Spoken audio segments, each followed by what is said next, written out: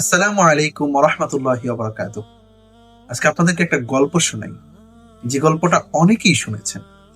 আবার আপনাকে একটু পুনরাবৃত্তি করে শোনাচ্ছি, এই জন্য দেখেন কিছু আর কি শেখা যায় কিনা। ওই যে বান্দর আর এই বিড়ালের গল্পটা, দুটো বিড়াল একটা রুটি নিয়ে খুব মারামারি। তখন এই দুই বিড়াল মিলে বলল, চলো আমরা সালিশ বসাই এবং একজন বিচারক নির্ধারণ করি।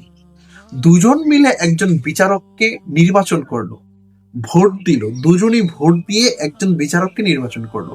সেই বিচারকটা হচ্ছে বান্দর।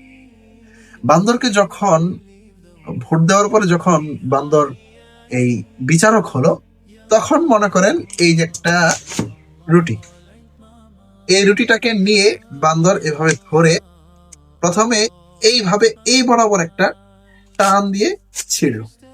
ছেঁড়ার পরে বলতেছে যে দুইজনকে দুই ভাগ দিবে, কিন্তু দেখা গেল যে এখানে একটা ছোট একটা বড়। এখন বান্দর বলল যে কোনো সমস্যা নেই, আমি সমাধান করতেছি বলে এটা এদিকে রেখে এখান থেকে আবার মনে করেন যে এইভাবে কতটুকু নিয়ে এই বড় অংশটা খেয়ে ফেললো। খেয়ে ফেলার পরে মনে করেন এখন দুইটা হাতে নিয়ে দেখে এটা আবার ছোট হয়ে গেছে, এই টুকরাটা আবার বড় হয়ে গেছে। তখন সমস্যা নেই, সে আবার এটা ধরে এইভাবে নিয়ে ছিঁড়ে ফেললো, ছিঁড়ে বড় অংশটা খেয়ে ফেললো।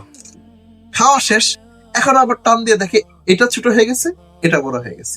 কোনো সমস্যা নেই, এইবার মনে করেন যে এখান থেকে একটু অংশ রাখলো, বাকিটা খেয়ে ফেললো।